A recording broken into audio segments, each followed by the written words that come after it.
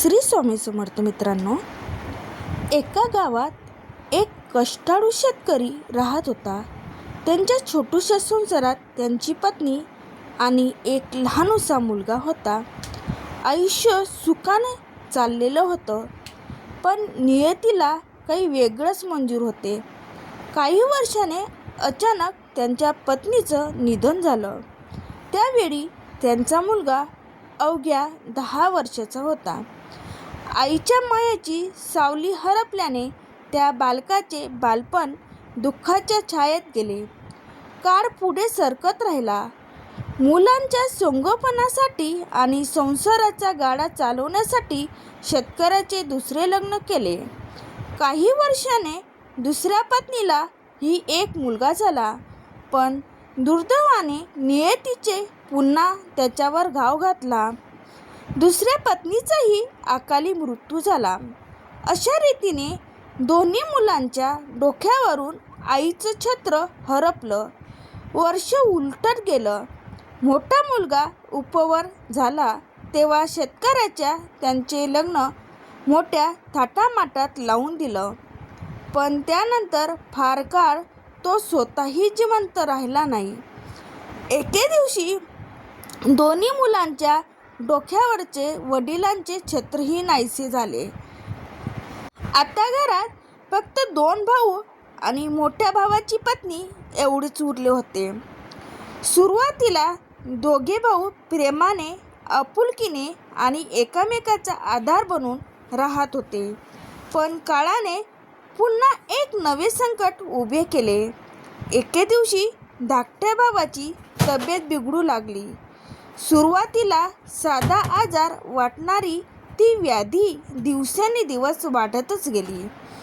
मोठ्या भावाने त्यांच्यावर उपचार करण्यासाठी आसपासच्या गावातल्या नामांकित वैद्यांनी बोलवले.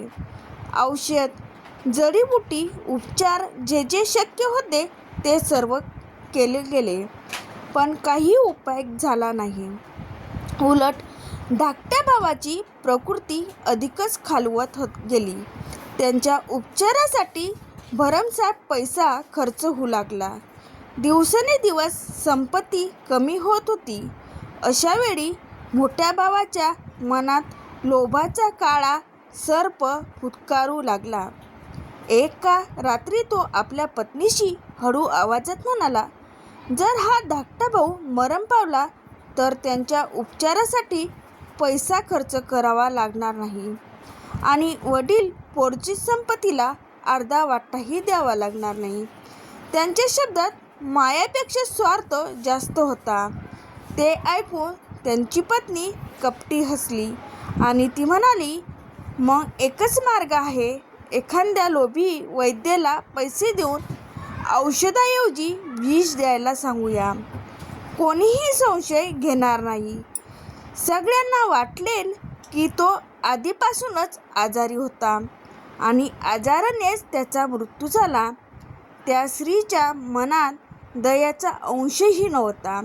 तिच्या शब्दाने मोठ्या भावाच्या मनातली उरलेली माणुसकी मरून गेलेली. दुसऱ्याच दिवशी त्याने एका लोभी वैद्याशी गुप्तपणे भेट घेतली. सोन्याच्या मोहाने आंधळ्या झालेल्या त्या वैद्याला त्याने भरपूर धन देण्याचे आमिष दाखवले आणि म्हणाला, माझ्या भावाला अशी औषधे दे की त्याचा मृत्यू नैसर्गिक वाटला पाहिजे. धनाच्या लोभाने विवेक गमावलेल्या त्या वैद्याने ही घृणास्पद गोष्ट मान्य केली. त्यानंतर धाकट्या भावाला औषधाच्या नावाखाली विष दिले जाऊ लागले. आधीच आजाराने अशक्त झालेले तो निर्भर युवक तो विषाच्या परिणामाने आणखी खंगत गेला. काही दिवसांनी एक सकाळी अशी उगवली ज्या दिवशी त्याने कायमचे डोळे मिटवले. घरात शोककळा पसरली. नातेवाईक रडले. गावकऱ्यांनी हळूहळू व्यक्त केले. सर्वांना वाटले की हा दीर्घ आजाराशी झुंज देत असताना त्याचा मृत्यू झाला.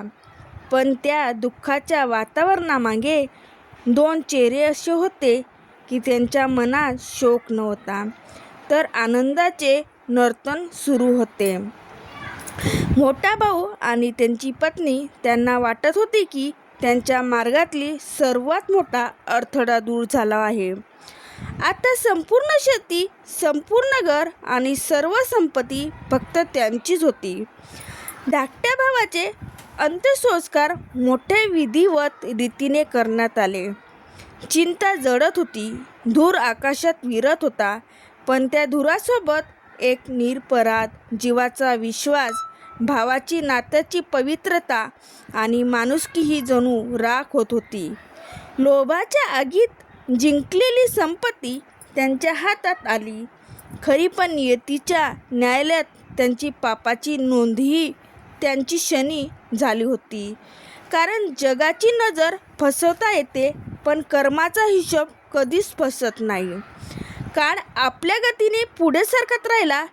धाकट्या भावाच्या मृत्यूनंतर काही महिने लोटले गेले आणि त्या दाम्पत्याच्या घरी एका गोंडस मुलाचा जन्म झाला. घरात आनंदाची लहर पसरली, जणू त्यांच्या आयुष्यातले सर्व दुःख संपले होते. त्या दोघांनी आपल्या मुलावर जीवापाड प्रेम केले आणि त्यांचे प्रत्येक हट्ट पुरवले. त्याला सुखसोयीमध्ये वाढवले आणि अतिशय लाडाने त्यांचे संगोपन केले. वर्षामागून वर्ष सरत गेली.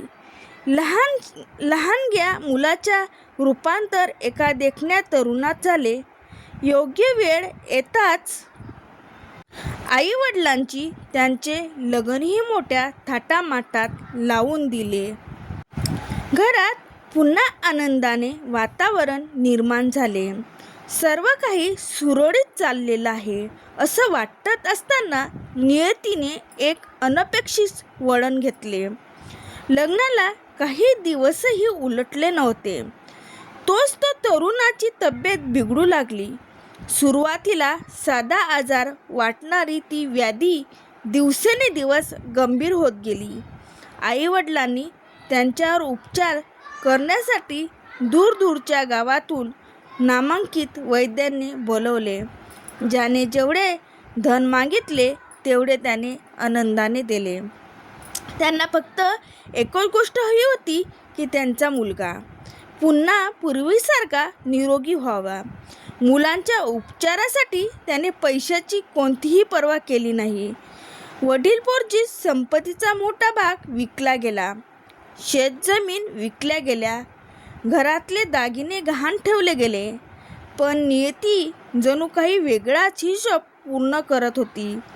उपचारावर उपचार होत राहिले, पण मुलाची प्रकृती सुधारण्याऐवजी अधिकच खोलवत गेली. त्याचे शरीर इतकं क्षीण झाले की जणू मांसाचा अंशही उरला नव्हता. हाडाचा केवळ एक सापळा शिल्लक राहिला होता. त्याला पाहून कोणाच्याही डोळ्यात पाणी आलं असतं. एके दिवशी त्यांचे वडील त्यांच्या पलंगाजवळ बसले होते. आपल्या एकुलत्या एक मुलाची ती दयनीय अवस्था पाहून त्याचे हृदय तुटत होते.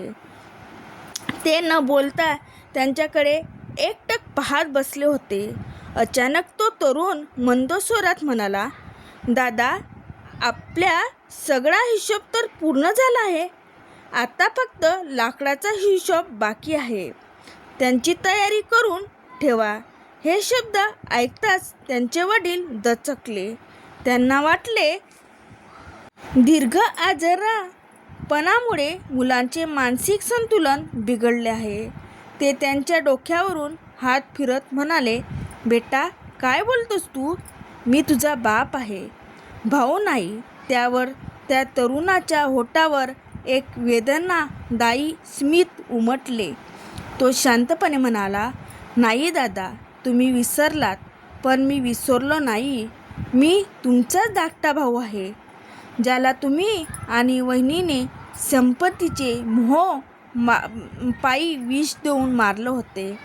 क्षणभर खोलीत भयान शांतता पसरली. तो पुढे म्हणाला, ज्या संपत्तीसाठी तुम्ही माझा जीव घेतला होता, त्या संपत्तीचा मोठा भाग आज माझ्या उपचारासाठी विकला गेला आहे. फक्त तुमच्या वाटेची संपत्ती तुमच्या जवळ आहे. आपला हिशोब जवळजवळ पूर्ण झाला आहे. फक्त माझ्या चिंतेसाठी लागणाऱ्या लाकडाचा हिशोब बाकी आहे. त्यांच्या प्रत्येक शब्दाने जणू वडिलांच्या अंतःकरणावर घाव बसत होता.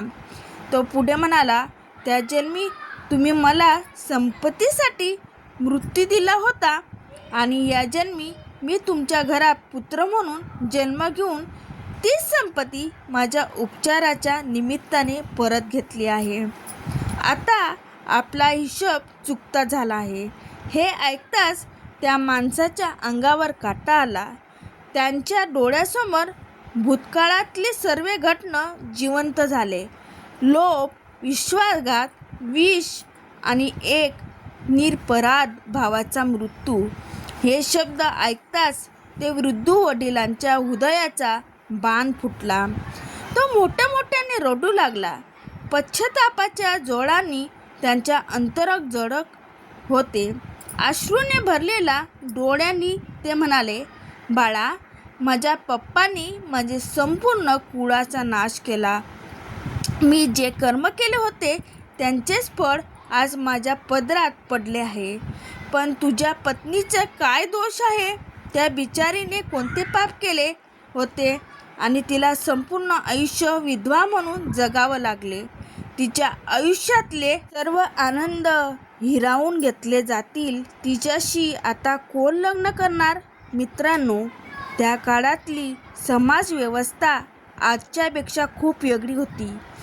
विधवा स्त्रियाकडे समाज तुच्छतेने पाहत असे. त्यांना अपशकुन, अपवित्र आणि दुर्दैवी समजलं जात असे. त्यांच्या पुनर्विवाहाला मान्यता नव्हती. त्यामुळे पतीच्या मृत्यूनंतर अनेक स्त्रियांनी आयुष्यभर दुःख आणि अपेक्षा सहन करावी लागत असे.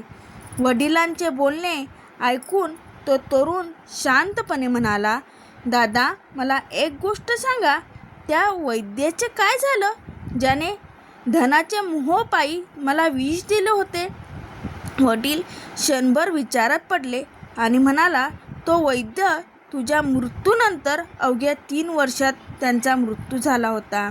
हे ऐकताच त्या तरुणाच्या चेहऱ्यावर एक गूढ भाव उमटला. तो म्हणाला, दादा, तीच तर कर्माची लीला आहे. तोच दुष्ट वैद्य आज माझ्या पत्नीच्या रूपात या जन्मात आला आहे.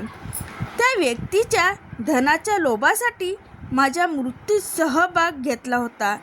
त्यालाही आता आपल्या कर्माचे फळ भोगावे लागेल. माझ्या मृत्यूनंतर त्याच्या वाट्यालाही त्याच्या कर्माची हिशोब येईल. हे ऐकून त्या वृद्धाच्या अंगावर काटा आला. त्याला पुन्हा एकदा जाणवलं की कर्माचा न्याय किती अचूक असतो. प्रिय मित्रांनो, ह्या कथेतून आपल्याला एक अत्यंत महत्त्वाचा संदेश मिळतो. आपल्या जीवनात जे सुख दुःख, चढ उतार, यश अपयश येत असतात, त्यामागे अनेकदा आपल्या स्वतःच्या कर्माची छाया असते. आपण जे पेरतो तेच उगवतो. कर्माचे बीज लावले की त्याचे फळ कधीतरी मिळतेच. आज नाही तर उद्या, या जन्मात नाही तर पुढील जन्मात. पण कर्माचा हिशोब कधीच अपूर्ण राहत नाही. जशी विहीर जितकी खोल असते तितकी तिचे पाणी अधिक गोड असते आणि शुद्ध असते. त्याचप्रमाणे जीवनातले कठीण अनुभवही आपल्या मौल्यवान धडे देऊन जातात.